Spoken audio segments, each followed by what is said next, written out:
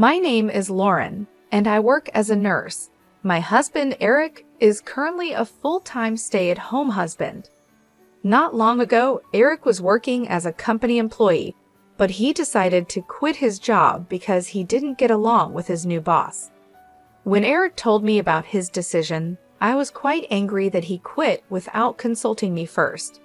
However, I tried to stay positive, thinking it might be better that he made the decision to leave before the job made him depressed. Although Eric doesn't bring in any earnings anymore, I have a steady job as a nurse. We are also fortunate to live in a house that my mother left to me when she passed away a few years ago. This means we don't have to worry about paying rent, which helps us make a good living without financial stress. Initially, I was very anxious and stressed about Eric not working. It felt strange and unsettling to be the sole breadwinner of the family. However, over time, I noticed that Eric was doing an excellent job with the housework. He took care of all the chores, cooked meals, and made sure everything was in order. Gradually, I got used to this new arrangement and even started to enjoy our life together more. One day, I came home from work to find my sister-in-law, Melissa, visiting our home. Eric greeted me cheerfully as I walked through the door. "Welcome home, honey. Hope you had a great day at work."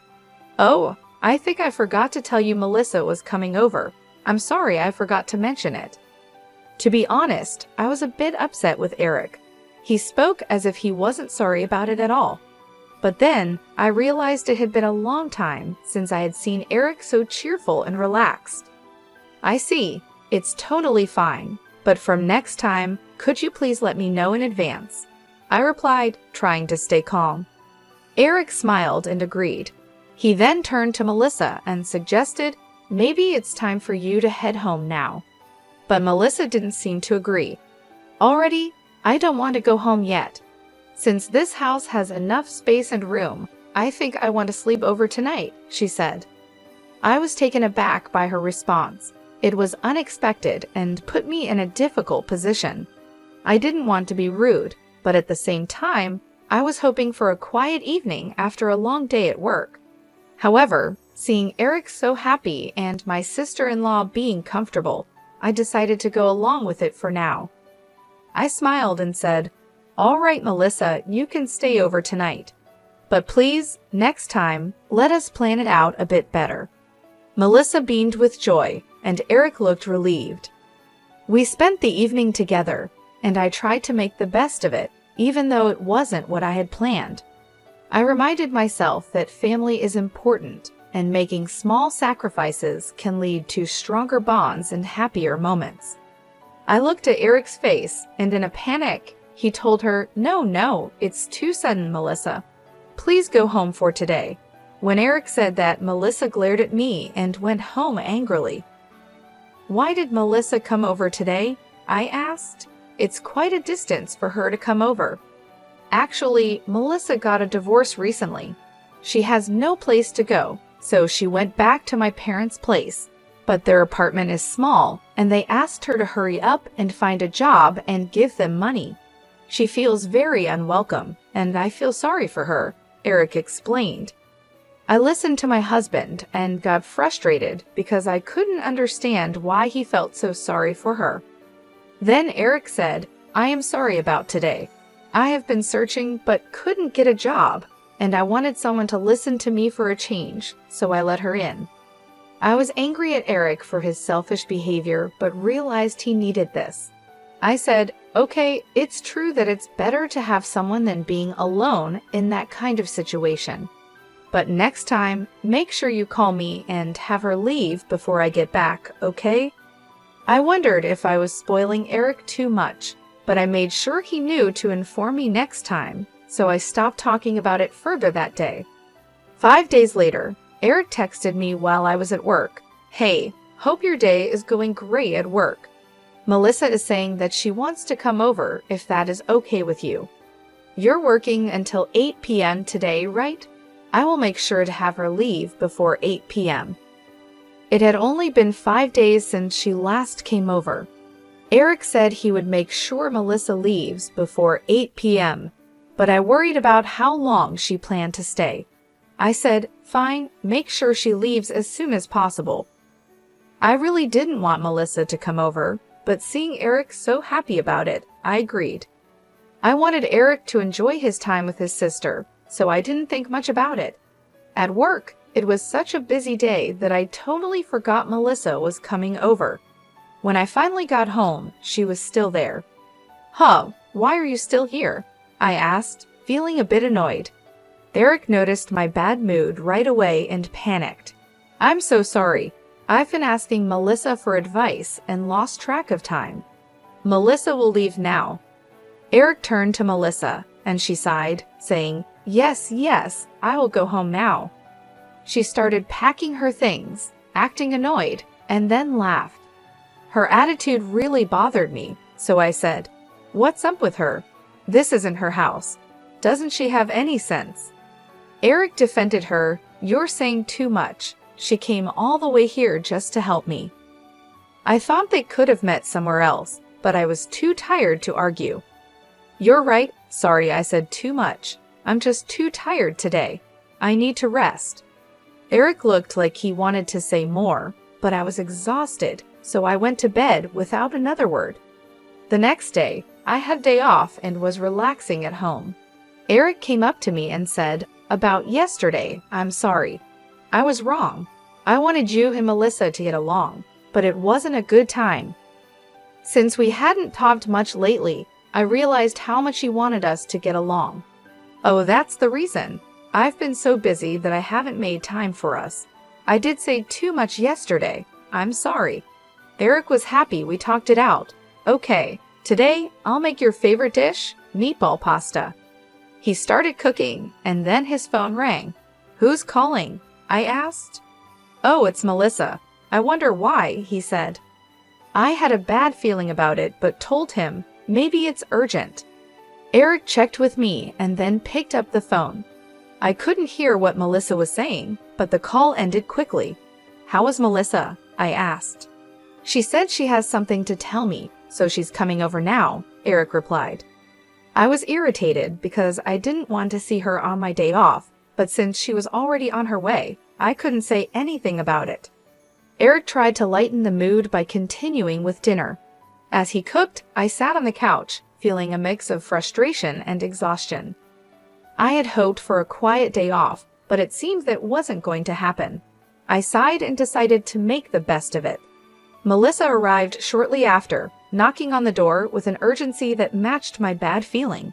Eric let her in, and she walked straight into the living room without much of a greeting. "I have something important to tell you both," Melissa said, her voice serious. I exchanged a glance with Eric, who looked just as puzzled as I felt. "What is it, Melissa?" I asked, trying to keep my voice calm. She took a deep breath and said, "I've been offered a job in another city, and I'm thinking of taking it. But I need a place to stay until I get things sorted out." My heart sank. The last thing I wanted was more disruptions in our already hectic lives. But before I could respond, Eric spoke up. "That's great news, Melissa. Congratulations on the job offer," he said, his face lighting up. "But where do you plan to stay?" Melissa looked at both of us with hopeful eyes. "I was hoping I could stay here, just for a little while. I promise it won't be long." I felt a wave of frustration wash over me. We had just talked about needing more time for ourselves, and now this.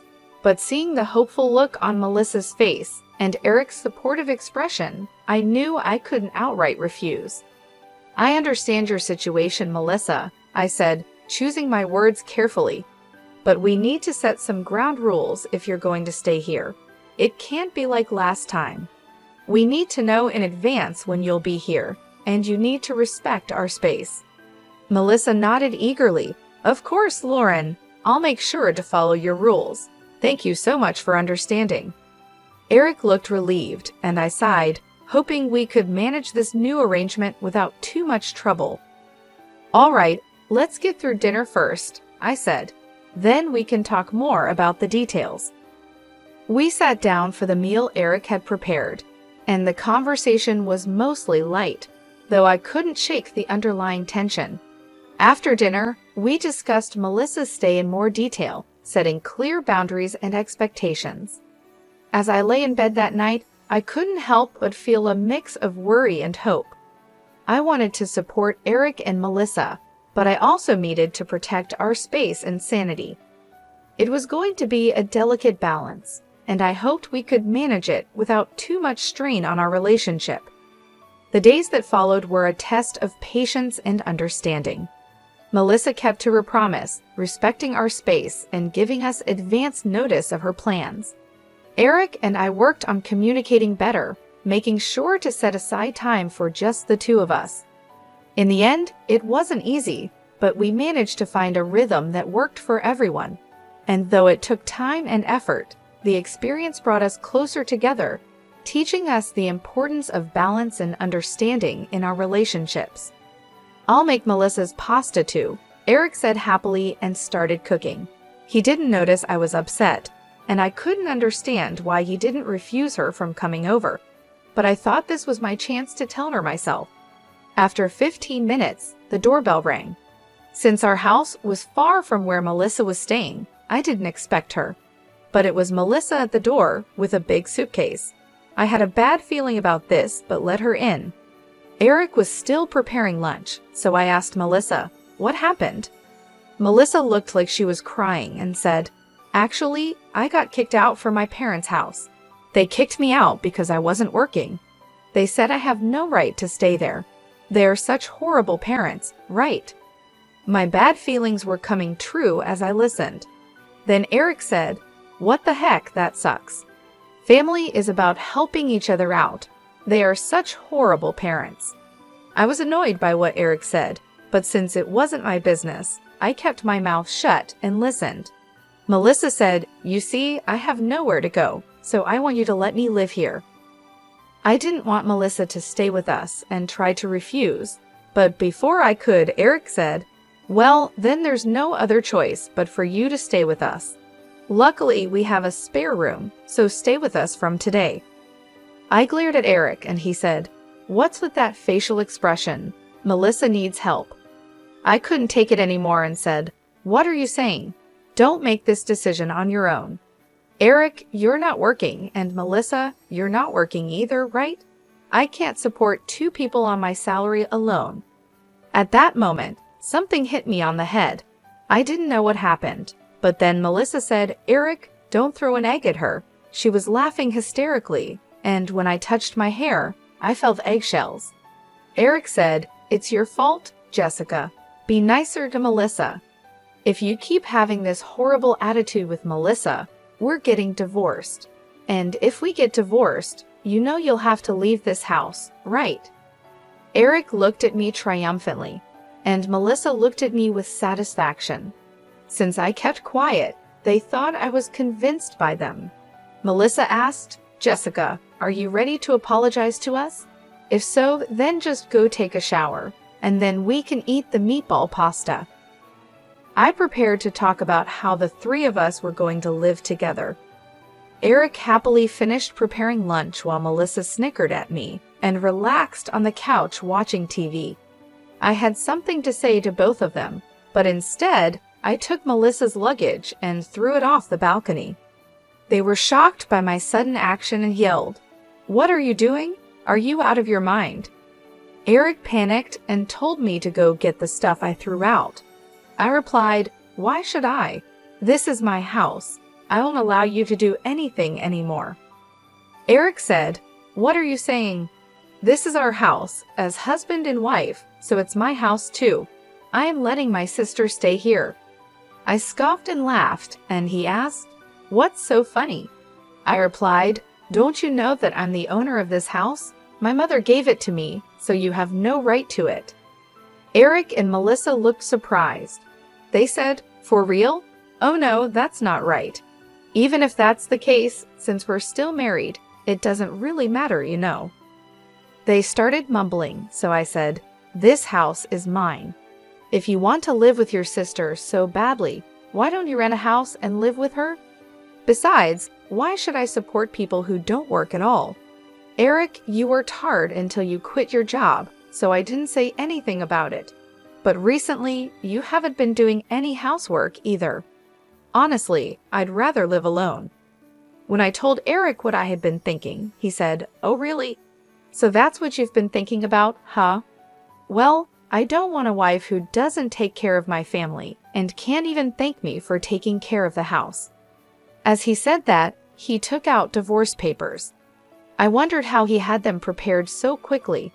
My sister-in-law looked at me with a huge grin on her face, and I understood that she was the one who came up with this idea. "I've already written my part, so all you have to do is fill in your part," Eric said. "I'll give you some time to think alone. Since you don't have any other choice, just contact me when you want to apologize, all right?" After they said that, both Eric and Melissa left. I quickly took a shower, completed the divorce papers, and went to submit them. I think my husband showed me the divorce papers to scare and threaten me, even though it was Melissa's idea. "I've already written my part, so all you have to do is fill in your part," Eric said. "I'll give you some time to think alone. Since you don't have any other choice, just contact me when you want to apologize, all right?" After they said that, both Eric and Melissa left. I quickly took a shower, completed the divorce papers, and went to submit them. I think my husband showed me the divorce papers to scare and threaten me. Even though it was Melissa's idea, Eric went through with it. I don't want a husband who would do such a thing to his own wife.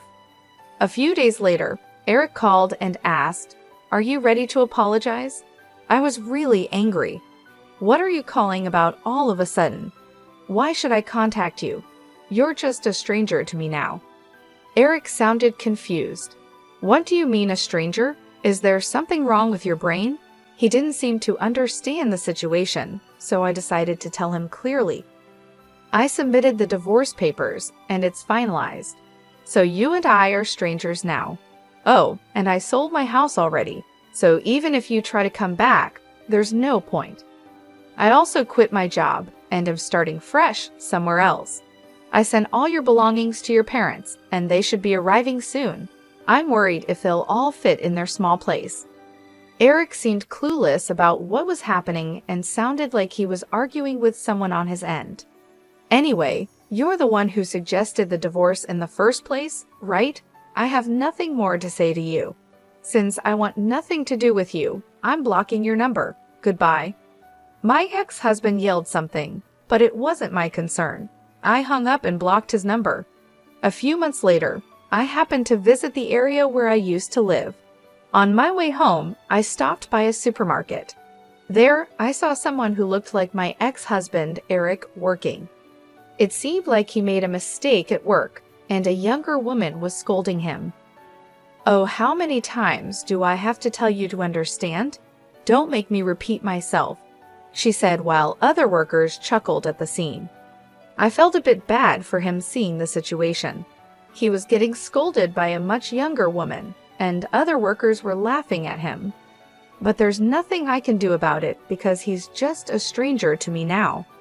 As I watched him, I thought about how things might have been different. If Eric had thought more about how to handle his sister, maybe this wouldn't have happened. Melissa caused so many problems between us, and Eric just went along with it without considering how I felt. But in any case, I'm glad I divorced him. It wasn't an easy decision, but looking back, it was the right one. Now, I am enjoying my life being single. I have more peace and freedom. I don't have to deal with the stress of their constant drama. Since the divorce, I've had more time to focus on myself. I've started new hobbies, met new people, and even took up a new job that I love. I'm in control of my own life, and it feels great. Seeing Eric in that situation reminded me of how much I've grown. I don't have to worry about his problems or his sister's issues anymore. They are not my responsibility. I am free to live my life the way I want, without the constant stress and unhappiness that came with our marriage.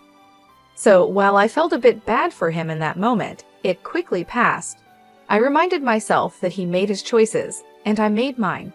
And my choice to leave was the best decision I could have made for my own happiness and well-being.